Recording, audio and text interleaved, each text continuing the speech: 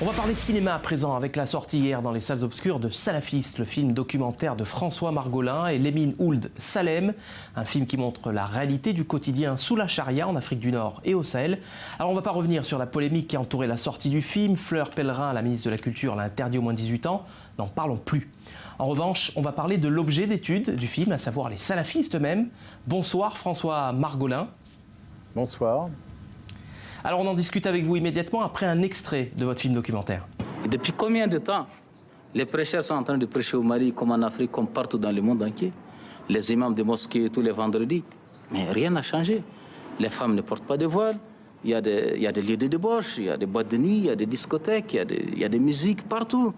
Alors, depuis que le sabre a commencé, c'est-à-dire depuis que le djihad a commencé, en quelques mois, en quelques semaines, regardez vous-même.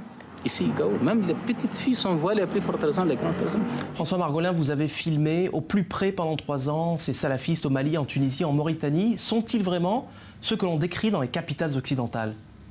Ça dépend ce qu'on décrit. C'est-à-dire que ce qu'on peut dire, c'est qu'après être allé voir un certain nombre de responsables salafistes, dans le but de montrer que c'est une idéologie, que c'est un groupe où il y a des idées communes, sur la démocratie, sur les femmes, sur les homosexuels, sur les prises d'otages, sur Charlie en France, sur toutes sortes de choses. On peut en conclure que ce ne sont pas simplement des déséquilibrés, des loups solitaires, comme on l'a dit longtemps, ou une secte ou un petit groupe terroriste. Non, c'est une galaxie importante, une fraction sans doute de l'islam, et que c'est des gens qui ont une pensée assez commune. Même s'il y a quelques divergences, Al-Qaïda n'est pas exactement comme l'État islamique et d'autres groupes sont encore différents, mais c'est profondément des gens qui ont des idées communes. Alors on le voit bien dans l'extrait, les salafistes ont renoncé à combattre par les idées, par l'enseignement. Ils nous disent ça marche beaucoup mieux avec les armes. Est-ce que tous les salafistes prennent le djihad? Non, il y a une partie des salafistes qu'on appelle quiétistes.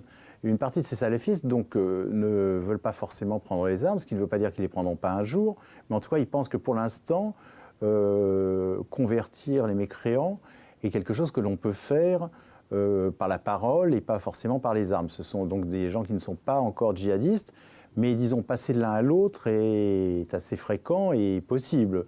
Et pour beaucoup de penseurs, disons, salafistes djihadistes, il n'y a pas de différence entre les quiétistes et les salafistes djihadistes. Est-ce que vous avez observé, François Margolin, une forme quelconque de résistance de la part de ceux qui sont soumis à la charia? Oui, parce qu'on a tourné à la fois à Tombouctou, quand elle était occupée par AQMI, Al-Qaïda au Maghreb islamique, et puis dans d'autres villes comme Gao et autres.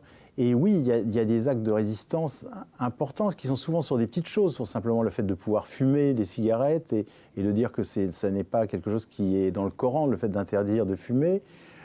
C'est une forme de résistance petite mais importante, parce que l'application de la charia, c'est surtout quelque chose de répressif, où on fait un certain nombre de choses et il y a une police qui est là pour faire appliquer, et ça s'appelle la police islamique. Donc effectivement, il y a des actes de résistance. Mais je crois que ça n'est pas exactement la même chose dans les villes contrôlées par l'État islamique en Syrie ou en Irak. Je n'y suis pas allé, mais par contre je suis allé sur la ligne de front face à Daesh autour de Mossoul. Et ce qu'on m'a toujours dit, c'est que dans la ville de Mossoul, par exemple, il y a pas loin de 85% de la population qui est proche ou soutient idéologiquement Daesh. Comment expliquer, François Margolin, que ces salafistes aient accepté de laisser filmer 2 réalisateurs aussi mécréants qu'un Français et qu'un journaliste mauritanien?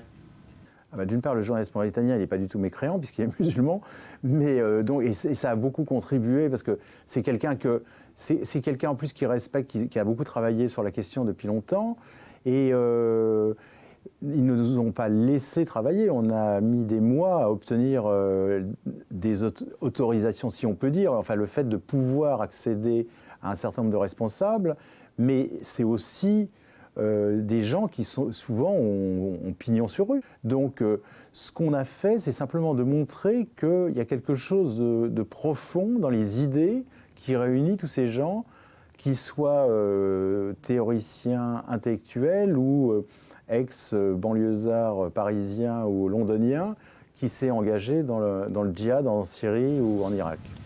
Merci François Margolin d'avoir accepté l'invitation du Magorien. Merci beaucoup.